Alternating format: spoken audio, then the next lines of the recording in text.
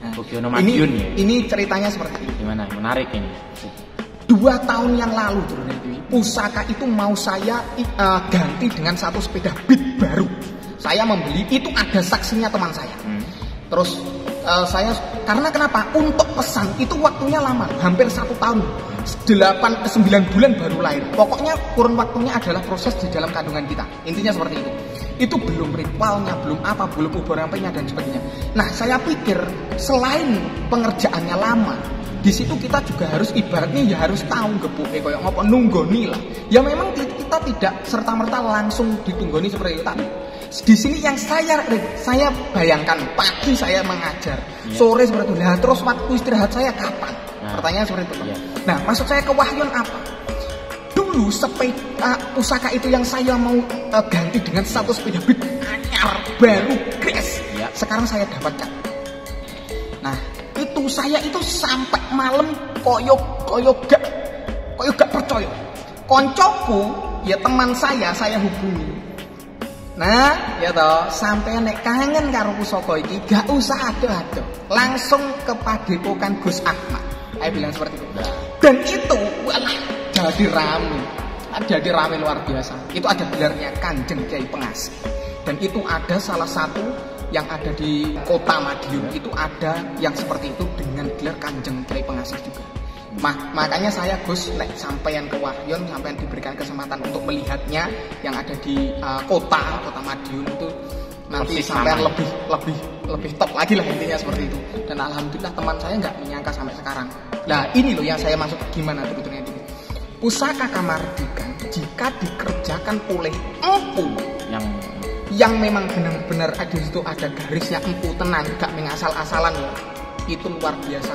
Jangan bilang pusaka Kamardikan pusaka ecek-ecek. Wow, gini dulu ternyata. Memang saya itu direkomkan oleh salah satu teman beliau di Paguyuban. Saya ini suruh mendeklarasikan masalah pusaka Kamardikan. Ini tidak main-main ini. Loh, kenapa toh kalau seperti itu? Karena sebetulnya pusaka Kamardikan itu maharnya tidak sedikit, betul, tidak sedikit, betul. Gitu loh. Ya, ingat sekali lagi itu adalah menentukan kualitas, bahan dan sebagainya. Isok sampai mahari ada mahar misalkan 10 juta isok, tapi yo aja njaluk sing koyo iki lho, apike koyo ngene lho. Ingat, sekarang itu walah. Aduh, prosesnya itu loh, bener-bener nempa di tempat tenan manual, gak enek alat-alat sing canggih. Kalau di dunia teknologi gepuke karo mesin duduk-duduk enggak dipandhe tenanan karo tenaga diwiriti poso isih koyo ngono. Jadi seperti itu loh kan. Jadi ini yang menarik dari ceritanya Gus Ahmad tadi. Pusaka Kamardikan itu tidak selalu jelek. Ya tidak. Selama itu digarap dengan pakem dan ritual yang seperti empu zaman dulu, bahkan itu harganya ngeri. Harganya ngeri. Tadi Gus Ahmad bilang sampai mau membarter keris Kamardikan yang jelas itu dengan satu bit baru. Oke, pertanyaan berikutnya Gus. Kita tahu keris itu kan selalu memiliki istilahnya kodam, istilahnya adalah sisi esoterinya. Nah, itu gimana sih menurut jenengan keris yang cocok untuk seseorang itu, atau pusaka yang harus pertama kali dimiliki lah dasar aja, yang bagi pemula itu yang baik itu yang gimana, atau saran jenengan pusaka apa dulu gitu? Gini dulu deh, ini kan untuk pemula. Kalau untuk pemula esoteri itu tolong di nomor selanjut sekian. Jangan langsung ke esoteri. Kalau kita sebagai kaula muda yang awal, jadi pusaka yang bagus untuk pemula itu tetap harus dapur lurus antara 4 brojol, tilam sari, tilam pupih, jalak sangu tumpeng. Itu dulu, mengenal itu dulu. Oke, baik. Jadi pusaka pertama usahakan salah satu dari 4 pusaka tadi. Oke, baik. Jadi itu. Kemudian ada pertanyaan berikutnya yang sering ditanyakan juga. Ketika kita sudah memiliki sebuah pusaka, nah, ini perawatan yang sederhana aja itu gimana, Gus? Diberikan minyak. Itu sudah perawatannya sederhana. Nah, untuk pemberian minyak itu seperti ini, Bro. perawatannya. Perawatan dasar itu adalah meminyak. Itu setelah proses dijamas, Ya. proses diwarangi. Betul. Bagaimana toh proses itu? Ketika pusaka berkarat, itu nanti akan terlihat 3 gradasi, 3 layer. Apa? Wojo, besi, dan batu. Batu itu dari meteorit tadi. Jadi biar kelihatan itu. Lalu untuk selanjutnya menjaga bilah itu adalah terhindar dari karat. Apa? Kita minyaki. Wes 2 minggu sekali kita minyaki. Loh, bahkan ya Kang, ini ngapunten, saya itu kalau minyaki pasti puasa. Jadi tidak hanya oleh saja. Saya puasa nih, tak puasa nih Senin Kemis, jadi seperti itu. Oh iya sesuk aku pakai minyaknya. Ingat pusaka kuwi panggonane donga. Nek awake dhewe wis reget ora suci kok iso kanggonan donga? Gak mungkin. Betul. Jadi Mungkin. Jadi tidak asal ya. Enggak mungkin. Waktunya juga itu harus disesuaikan. Biasanya hari apa aja bisa yang baik untuk minyaki pusaka? Bisa hari kelahiran panjenengan. Weton. Wetone panjenengan. Misalkan wetone Senin Legi. Nanti kalau lepas daripada itu semuanya, karena yang memiliki itu adalah tidak hanya orang Jawa, atau orang Cina ya enek, orang Buddha, Hindu dan sebagainya yang memiliki. Goleilah, pokoknya kalau di Jawa itu ada pasaran yang namanya Legi, berarti malamnya. Nah, Kamis Legi, Senin Legi, Selasa Legi. Yang penting tidak wagi. Ya betul, wagi itu memang sirian ya bagi orang Jawa. Intinya Ya. seperti itu. Oke, baik, itu tadi sebagian. Terus ini Gus, ini juga pertanyaan yang agak ditanyakan ya. Hampir setiap, terutama ketika ada saya itu, setiap video kan saya selalu membuat jargon di akhir pesan saya. Ada yang tanya apa sih maksudnya Jowo digowo, Arab digarap, lah Barat diruat. Itu sebenarnya gimana Gus? Lah ini karena ini jargon panjenengan, ya, jelaskan saja. Karena ada yang jabi mengenai tersebut, apa toh bahasanya dijawab dengan apa ya, sederhana, mudah dipahami. Ya baik, jadi kalimat itu kalau tidak salah saya dapat dari literatur ya, satu buku Jawa. Nah, jadi Jowo digowo, Arab digarap, Barat diruat itu bermakna akulturasi atau kemampuan kita untuk bisa menerima budaya lain tanpa meninggalkan hakikat dari budaya kita sendiri. Jadi kita ini Wong Jawa, lahir di Jawa, punya negara namanya Indonesia. Nah, setelah kita jadi orang Jawa, jadi orang Indonesia itu, kita mulailah mengenal budaya bangsa lain. Nah, dalam menyikapi budaya lain masuk, kita tidak anti, kita juga tidak langsung kita terima begitu saja. Ada proses penyaringan, ada filter.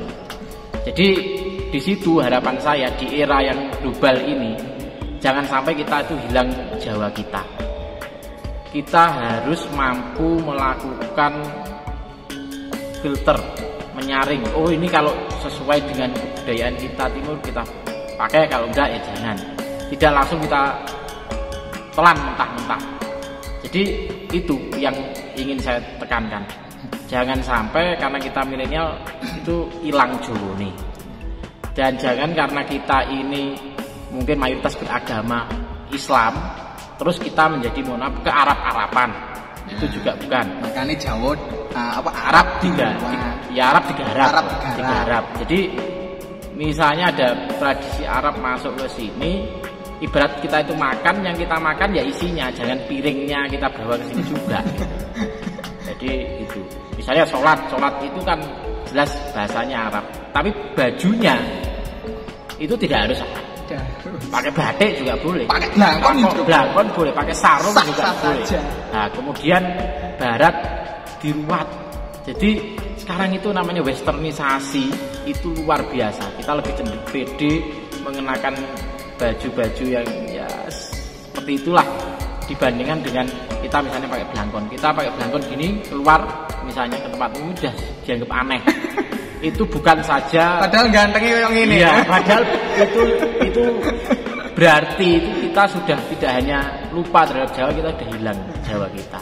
Jadi setiap ada yang punya pendapat ya Jawa Jawa itu dianggap kuno, tidak. Jawa justru sejak awal itu kita tahu ya, punya budaya masuk dari manapun, selalu ada yang bisa kita terima tanpa kita hilang Jawanya. Jadi pesan saya seperti itu, kita tetap jangan sampai kehilangan jati diri, itu aja pesan saya. Ya, jadi seperti itu.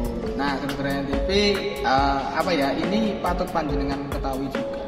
Nah, Kang, ini waktu kita masih panjang dan ini gini. Ini saya ada pertanyaan buat panjenengan. Iya. Kenapa ya, dulu orang-orang mempunyai piandel ageman, ya, baik pangeran, baik rojo, ya, patih, adipati, itu kok pusakanya disengklitkan di belakang? Itu sebenarnya artinya apa? Jadi ini pendapat pribadi ya. Jadi refleksi keris itu kan sebenarnya bahasa apa ya, bahasa ngoko dan Jawa. Nah, bahasa yang itu kan ada ngoko, ada madya krama atau krama madya, ada krama inggil. Nama lain atau dosonomo dari keris itu kan duwung atau curigo. Saya memaknai orang membawa keris itu di belakang, keris itu disebut curigo. Curigo itu kalau dalam bahasa Indonesia artinya waspada. Saya pernah dengar satu orang Pinisbo mengatakan bahwa curigo atau keris atau duwung tadi adalah refleksi dari kerendahan hati dan ketakwaan kita. Dalam konteks Islam ya, dalam konteks Islam. Saya memahami itu. Jadi apa sih makna takwa? Ada kata Sayyidina Ali, takwa itu gambarannya seperti ketika engkau berjalan di dalam gelap dan di jalan itu banyak duri. Maka apa yang kita lakukan? Hati-hati, waspada. Jadi dengan kita menyingkirkan keris di belakang, kita itu waspada. Kita itu harus punya kerendahan hati dan ketakwaan. Dan kenapa orang Jawa itu sangat intinya rendah hati? Dan itu direfleksikan dari kerisnya yang ditaruh di belakang sebagai sebuah bentuk kesederhanaan dan kewaspadaan kita untuk selalu minjen atau istilahnya merefleksi diri kita. Jadi itu gambaran singkatnya. Jadi kenapa menurut saya keris diletakkan di belakang. Nah, jadi seperti itu. Nah, pada intinya orang Jawa itu lebih mengedepankan kita itu bermusyawarah. Iya. Seperti itu. Musyawarah. Jadi tidak kok langsung musuhan gerang-gerang. Tetapi selanjutnya musyawarah kedua, musyawarah ketiga, misalkan kalau memang sudah melewati batas, akhirnya pusakanya nanti akan ditaruh di depan. Wes hati-hati lek pusaka iki ning ngarep.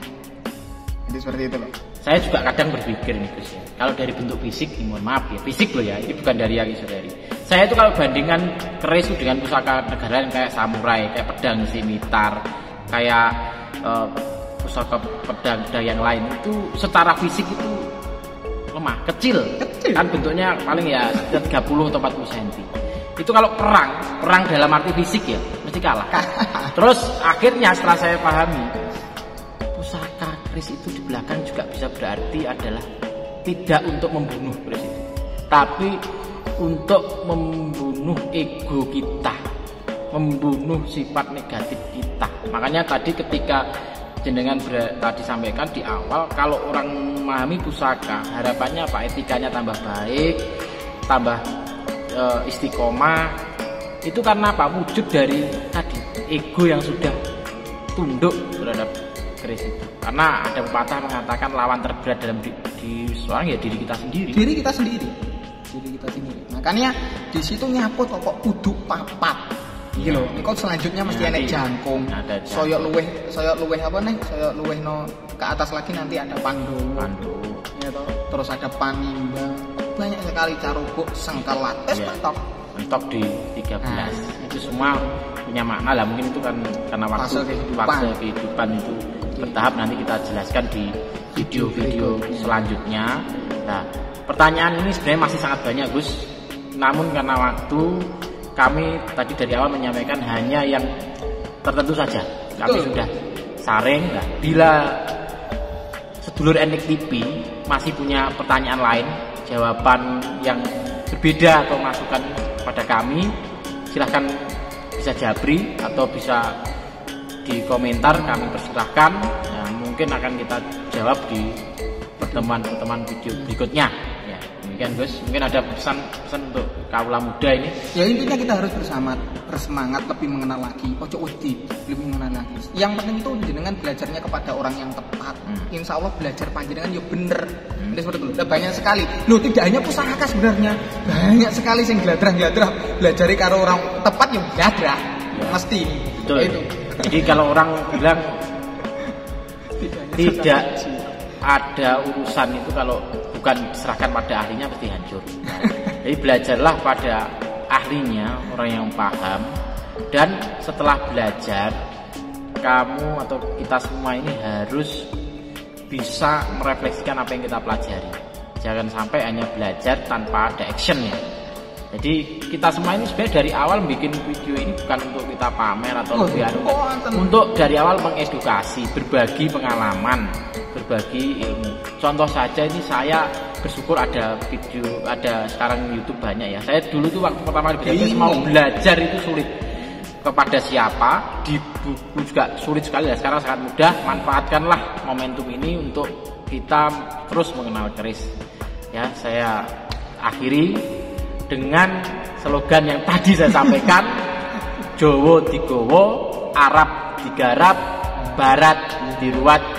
Rahayu, rahayu sagung dumadi, matur sembah nuwun. Assalamualaikum warahmatullahi wabarakatuh. Salam milenial ngaji budaya.